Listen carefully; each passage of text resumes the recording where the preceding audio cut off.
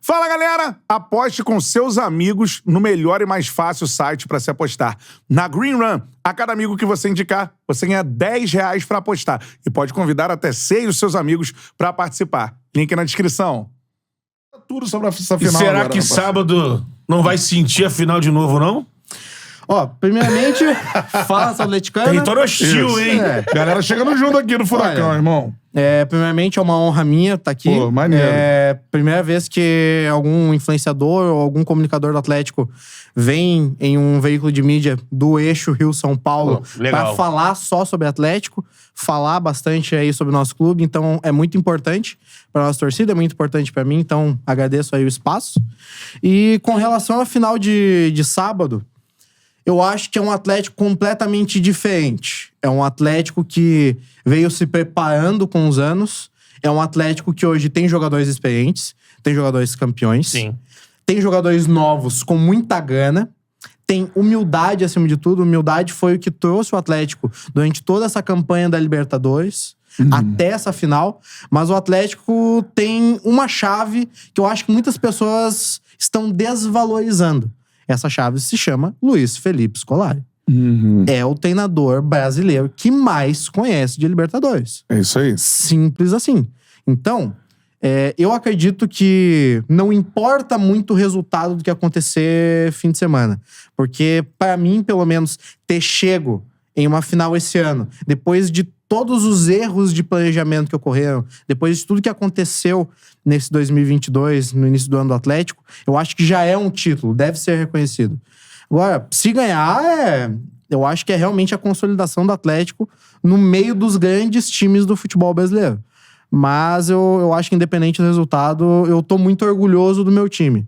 Mas é um time que eu sei que é completamente diferente do Atlético de alguns anos atrás. Segunda final do Atlético na Libertadores, você falou algo chave. Queria começar, então, por aí, né? Luiz Felipe Scolari, cara, né?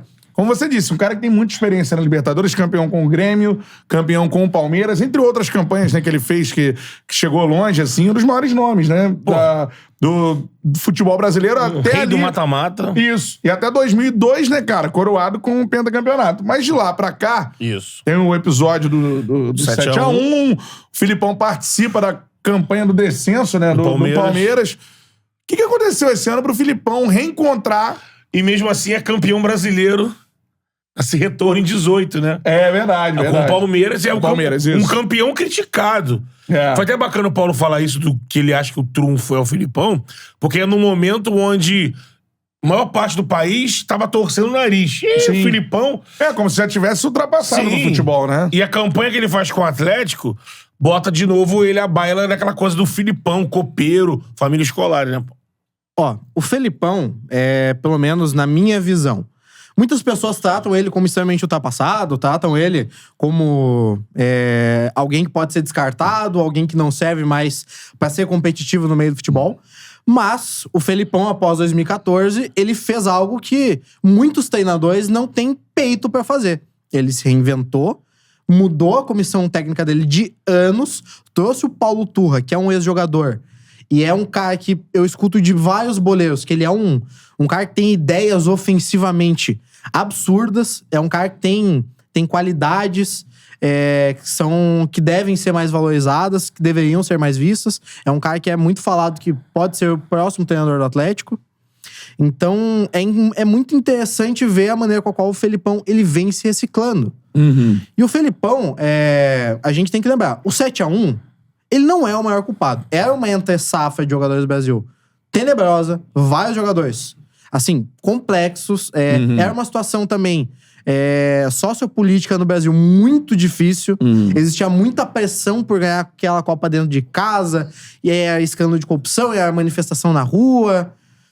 Teve o lance do Neymar, também, que deixou muitos jogadores preocupados, uma situação parecida com o que aconteceu do Ronaldo em 98, porque naquela época ainda tinha muito aquela dúvida, putz, será que o Neymar vai voltar a jogar? Uma lesão na coluna? Pô, se fosse 2 centímetros mais pro lado, você não voltava a andar? Pô, depois disso, ele ganhou um campeonato com o Palmeiras, indo muito bem. Ele pegou um Cruzeiro que era pra ter caído pra uma Série C, era um Cruzeiro tenebroso após a sua queda, e fez com que essa equipe não caísse, e ainda fez com que essa equipe tivesse chances de ter o seu acesso à Série A. E ele pegou um Grêmio onde se você colocasse o Pepe Guardiola, nada ia dar jeito, porque era um clube que ele foi deixado totalmente na várzea. Então, você acha que a cobrança ao Filipão antes do Atlético, ela foi muito dura, assim, em relação ao que ele vinha apresentando?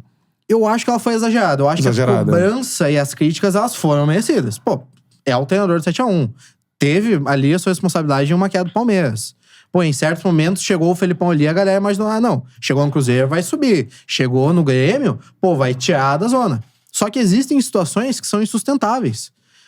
Existem situações que não tem muito onde dar jeito. Você concorda que, de repente, nesse período, vamos pegar pós-Copa, com a chegada com trabalhos como o do Abel Ferreira, do Jorge Jesus, ou até de técnicos brasileiros mesmo, o surgimento do Diniz, outros treinadores com um futebol tentando arejar um pouco mais, mudando...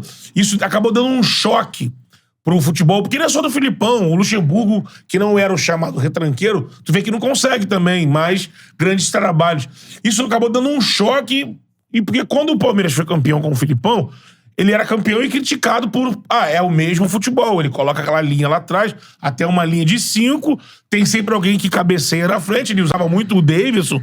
Quando a torcida achava que o Davidson não tinha que jogar no Palmeiras, o Filipão guardava ele aqui, não, porque ele, um lateral que cruza e ele ali. E aí isso fica, perante a opinião pública, é o mesmo Filipão de sempre e tal.